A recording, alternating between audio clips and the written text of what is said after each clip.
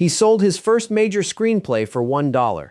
He had no film degree. He had been fired from his first directing job after a handful of days on set. He was 28 years old, sick with fever in a cheap hotel room in Rome, eating food he had taken from other guests' abandoned room service trays in the corridor outside his door, with no money and no ticket home.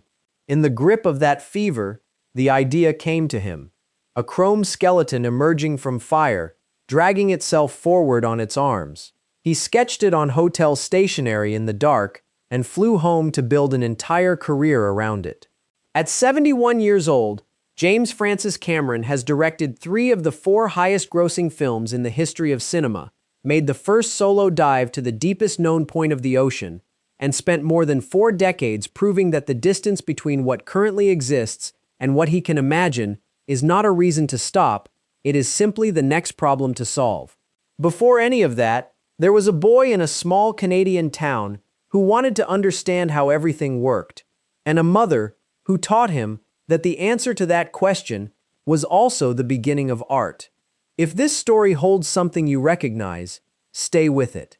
James Francis Cameron was born on August 16, 1954, in Kapuskasing, Ontario, a small resource town in the boreal forest of northern Ontario, remote enough that the nearest major city required the kind of drive that shapes a child's understanding of distance and scale. The family later moved to Chippewa, a small community in the Niagara region, where Cameron spent his formative years. Chippewa sits within the orbit of Niagara Falls, close enough to feel the presence of extraordinary natural power just beyond the edge of the ordinary. The mist was part of the landscape. The falls were simply there, enormous and indifferent, doing what they had always done. His father, Philip Cameron, was an electrical engineer, a man who understood systems, who knew how things connected and why, who brought a precision and a logical intelligence to the household that shaped how his oldest child thought about every problem he would ever face. His mother, Shirley Cameron, was an artist and a nurse, a woman who saw beauty in things, who encouraged her son to paint, who arranged an exhibition of his early work at a local gallery, who taught him that observation and feeling were not separate from each other, but were the same thing expressed 2 different ways. Those 2 inheritances, the engineer and the artist, would never leave him. Everything Cameron has built as a filmmaker is the product of both of them simultaneously, operating at the same time, in the same frame. He was 15 years old when he saw Stanley Kubrick's 2001 A Space Odyssey. By his own account, the film stopped him cold. The visual effects, the ambition, the way Kubrick had made the human imagination visible on a screen. Cameron has said that from that moment, he could not stop thinking about how films were made. A child who had already been building functional catapults with his playmates, who had organized elaborate adventuring expeditions in the landscape around Niagara, now had a much larger construction project in his mind. He did not yet have the tools. He spent the next decade acquiring them. When the Cameron family moved to Brea, California in 1971, James was 17 years old. He enrolled at Fullerton Community College, studied physics, switched to English, and then left without completing his degree. The decision was not directionless. He had already understood something. The knowledge he needed to make films was not inside a classroom. It was inside the equipment, inside the process. He drove a truck for years to support himself, studying every piece of film technology he could locate, reading the books, learning the craft of visual effects the way a person learns a language by refusing to be in any other room. In 1978, Cameron raised money from a group of dentists in the Fullerton area and made a 12-minute science fiction short called Xenogenesis. To understand how to operate the camera, he and his collaborators dismantled it and spent the first half of the shoot putting it back together. The short was not polished. It was not meant to be. It was a proof of concept, evidence to himself that the tools could be commanded, that what lived in his mind could be brought to physical existence if he was willing to do whatever the work required. He was 23 years old and already living by that principle without compromise. Xenogenesis brought him to the attention of Roger Corman's New World Pictures, the legendary low-budget production company that served for a whole generation of filmmakers as a school that gave no degrees. Cameron started as a model maker. Corman elevated him quickly because his business depended on recognizing what people could do. By the time New World made Battle Beyond the Stars in 1980, Cameron was the special effects supervisor, building miniature spacecraft out of necessity and invention. He also did effects work on John Carpenter's Escape from New York in 1981.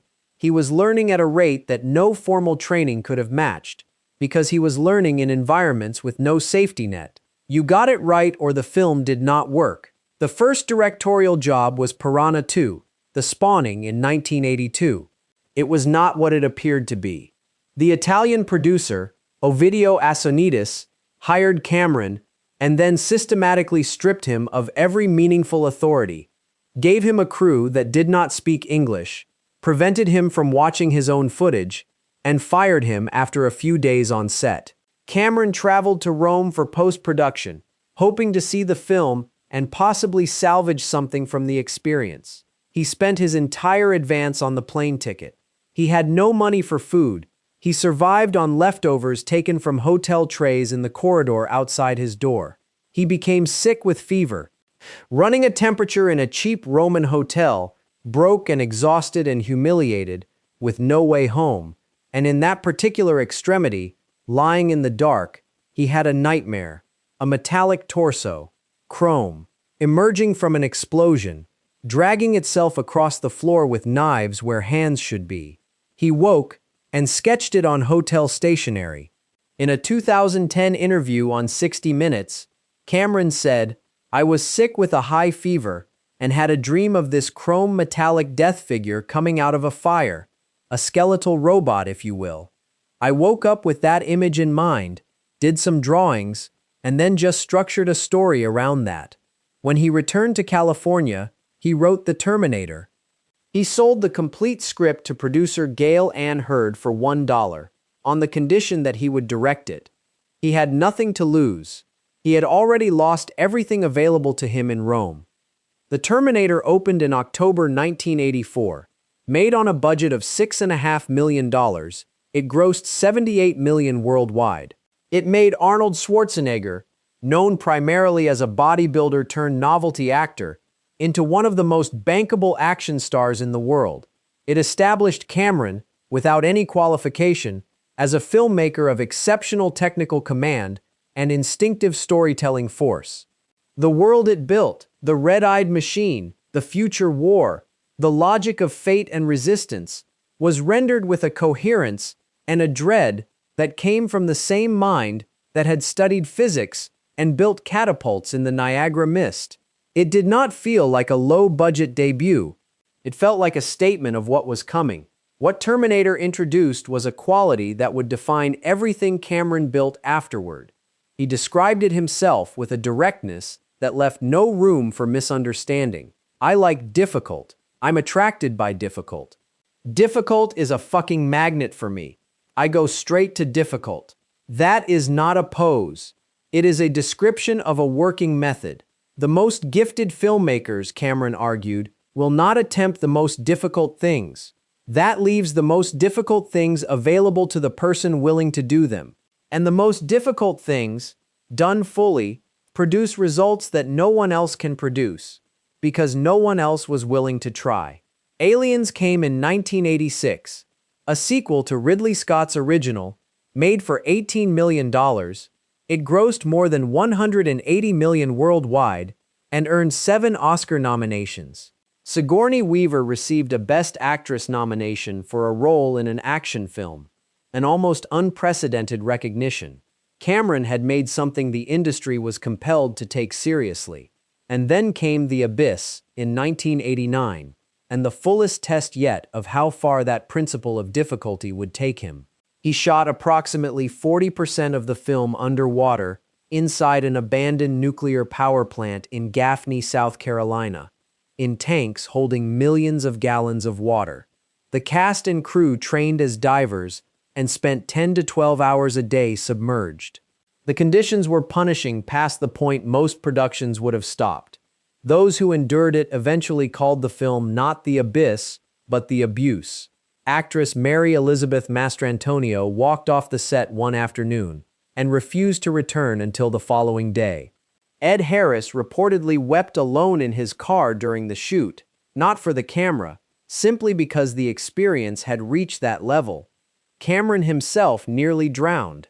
Filming 30 feet underwater, weighted down with 40 pounds of gear to hold himself stable against the bottom of the tank, his air supply ran out. The safety regulator shoved into his mouth by a diver had a rip through the diaphragm. No air. He reached the surface, barely, through a sequence of narrow escapes, arriving at exactly the right moment. He later said, "I don't ever want to go through this again." He went through versions of it on every film he made after that. The Abyss won the Academy Award for Best Visual Effects. More significantly, it was the first film in history to use photorealistic computer-generated imagery for a moving character. The water creature that probes the underwater station with the face of one of the crew. Cameron was already building the technology the next film would require, because the next film would always require something that did not yet exist. Alongside the films ran the marriages, and what they reveal about the cost of a life built entirely around total commitment to work. Cameron married 5 times. Sharon Williams, a waitress, in 1978, divorced 1984. Gail Ann Hurd, the producer to whom he had sold the Terminator script for $1, in 1985, divorced 1989. Kathryn Bigelow, a filmmaker of genuine ambition, in 1989, divorced 1991. Linda Hamilton, the actress who played Sarah Connor, whom he put through months of extraordinary physical preparation for Terminator 2, had a daughter with him, Josephine Archer, born in 1993. They married in 1997 and divorced in 1999. Hamilton received approximately $50 million in the settlement. She said of the relationship years later, "Everywhere he's convex, I'm concave." Cameron reflected on this pattern with the specificity he brings to everything. "I was actively married, cohabitating for 1 year, 4 times. So I wasn't very good at it. It's a learned art." Each of those marriages ended not because the commitments were shallow, but because a man who runs toward the most difficult thing in the room, always, will eventually exhaust the space that other things require. The films were total.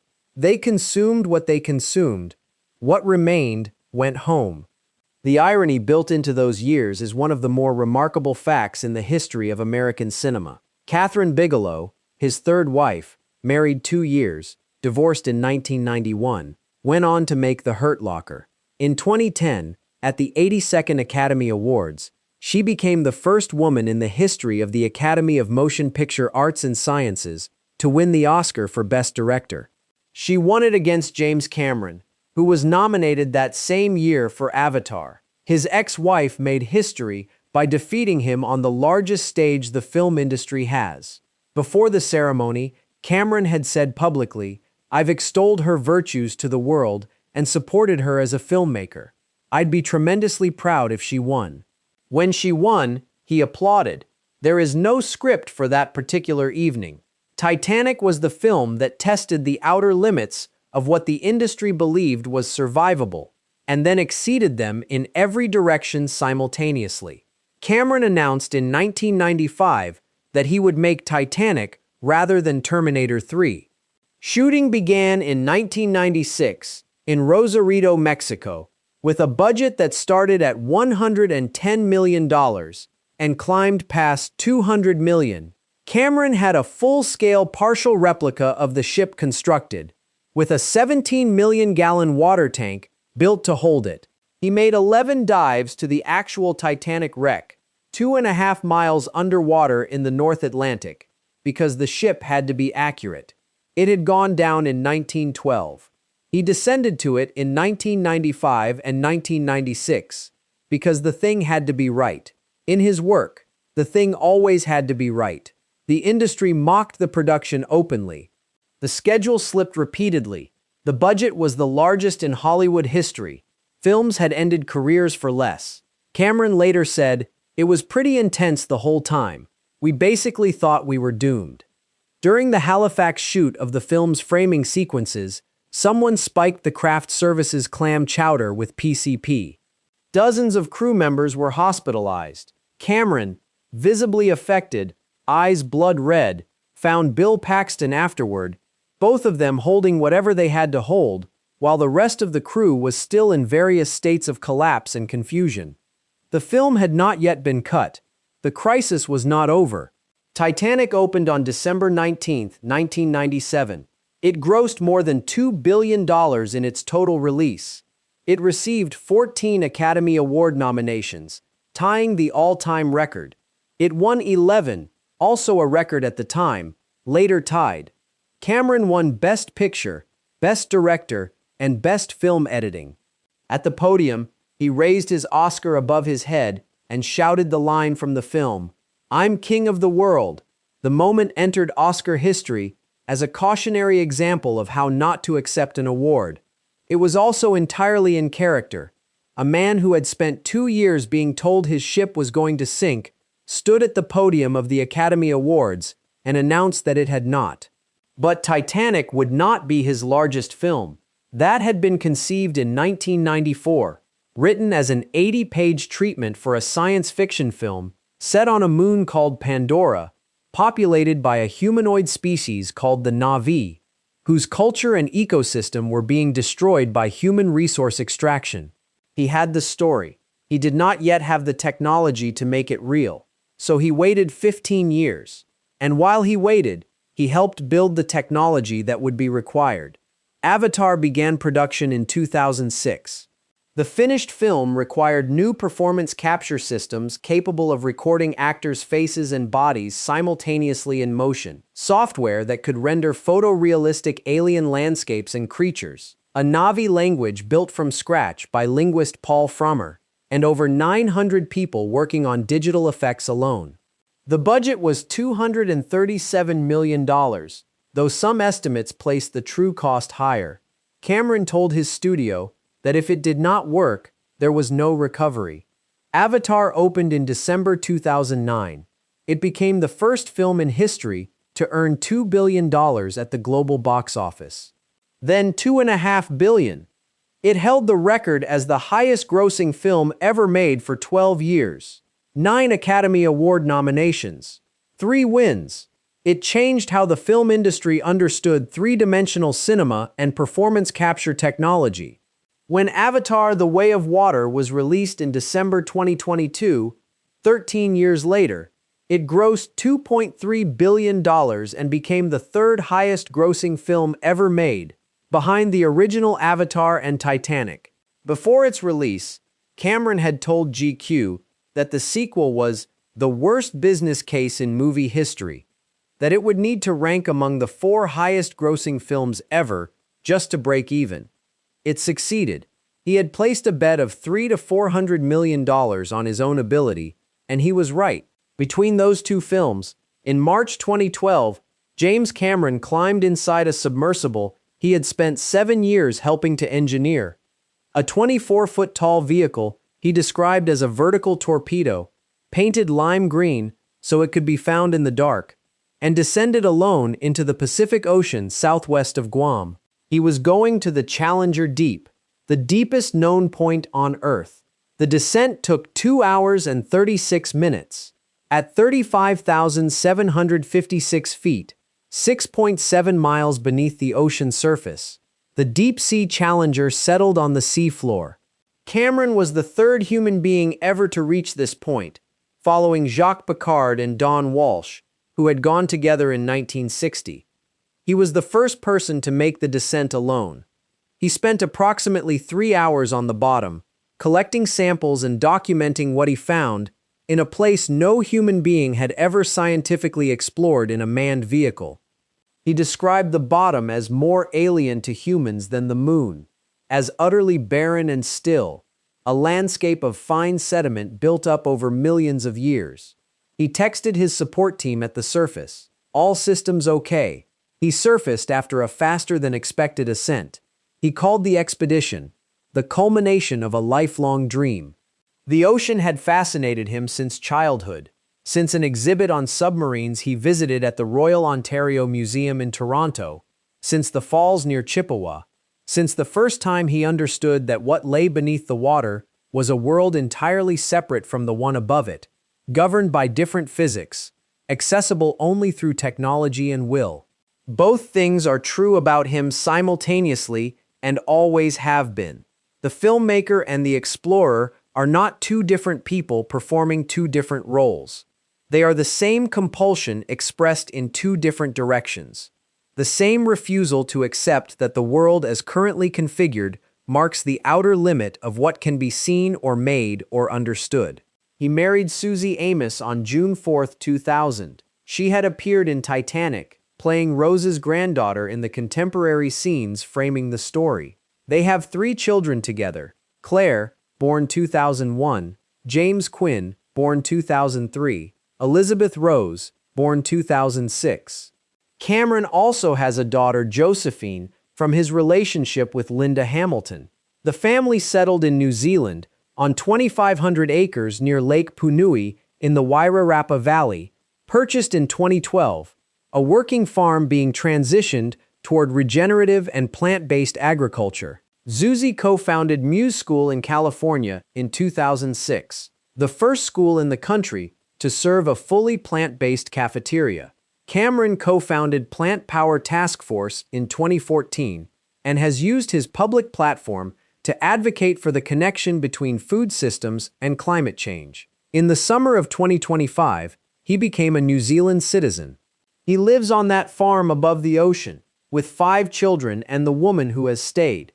He has described his working philosophy in terms that resist the usual softening. "People call me a perfectionist, but I'm not," he said. "I'm a rightist. I do something until it's right, and then I move on to the next thing." He said, "The film industry is about saying no to people, and inherently, you cannot take no for an answer." He said, "Curiosity is the most powerful thing you own." He said, "Imagination is a force that can actually manifest a reality. Don't put limitations on yourself. Others will do that for you." The record he has built does not resemble any other record in the history of the medium.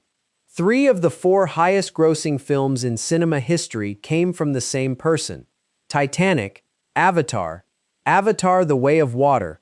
All 3 crossed $2 billion worldwide. No other director has made even one film at that threshold. He has made 3 from 3 different stories, each one built on technology that did not exist when he first conceived it. Each one described during production as a likely catastrophe. He is a billionaire. He became a citizen of a country at the bottom of the world. He descended alone to the deepest point of the ocean in a machine he helped build. But the record tells you the shape of the thing without telling you its content.